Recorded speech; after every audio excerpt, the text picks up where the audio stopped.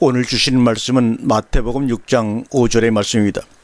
또 너희는 기도할 때 외식하는 자들과 같이 하지 말라.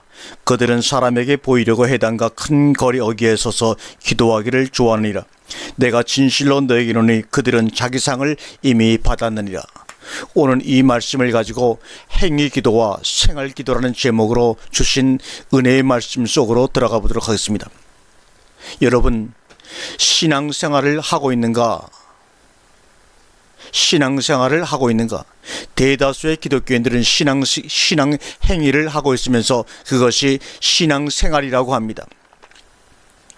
그 증거로 신앙이 좋다, 나쁘다의 기준이 얼마나 열심히 신앙 행위를 열심히 하고 있느냐, 못하고 있느냐로 판가름을 내는 것을 보면 알 수가 있습니다. 신앙의 행위는 무엇입니까?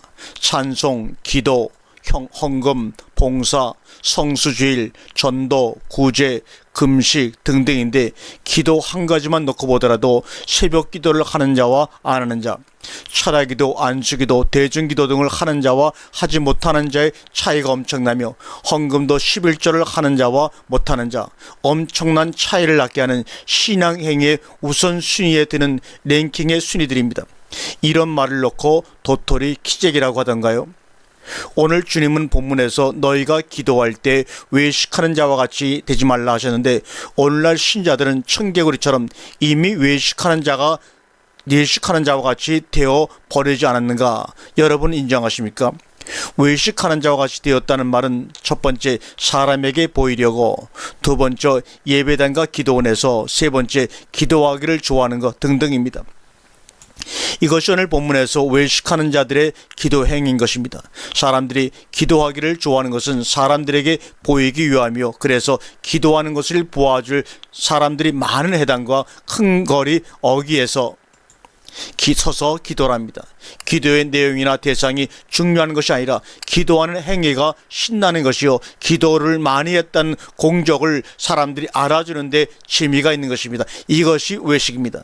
특히 목사님의 칭찬 한마디에 철학기도 피곤이 싹 가신다고 신나는 사람들, 이미 너희 상을 받았느니라. 성경에 쉬지 말고 기도하라, 이 말은 기도 행위를 많이 하라는 말이 아닙니다. 생활의 기도를 하라는 말이죠. 기도의 생명은 관계성입니다. 마치 수도관 파이프가 수원지와 연결이 되어 있듯이 말입니다. 이 관계성이 계속적으로 존속되어야 사실 쉬지 말고 기도하는 것이고, 항상 기뻐할 수 있는 것이고, 항상 감사할 수 있는 것입니다.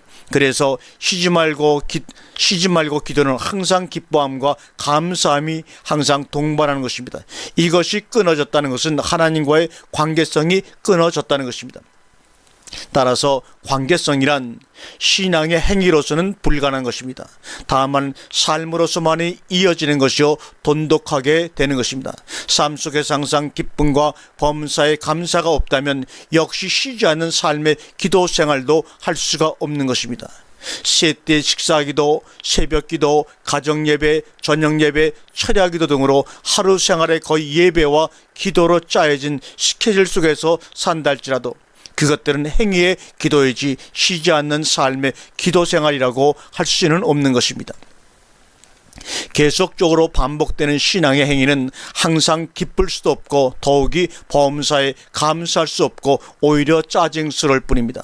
직장 생활이 짜증스러운 이유가 바로 그런 것입니다. 그러나 가정은 그렇지 않습니다. 왜냐하면 가정은 삶의 안식처이기 때문입니다. 마찬가지로 기도하는 것이 부담스러운 것은 기도하는 것이 행위이기 때문입니다. 11조 내는 것이 짐이 되는 것은 바로 행위이기 때문입니다. 쉬지 않고 기도할 수 있다면 여러분들은 항상 기뻐하고 있을 것이며, 또한 범사에 감사하고 있을 것입니다. 그러나 쉬지 말고 기도하라는 말씀이 무거운 계명이 되었다면 그것은 기도하지 못한 것이 문제가 아니라 근본적으로 주님과의 관계성이 문제가 있는 것입니다. 타락한 우리 인간은 항상 기뻐할 수도 없고 범사에 감사할 수도 없을 뿐 아니라 더더욱 쉬지 않고 기도는 상상도 할 수 없는 일입니다. 불능입니다. 그렇게 할 수 없는 우리에게 할 수 있게 해주시는 것이 구원입니다. 그래서 오늘 본문 18절 하반절은 이는 그리스도 예수 안에서 너희를 향하신 하나님의 뜻이다라고 말씀하고 있습니다. 어디 안에서요? 그리스도 예수 안에서.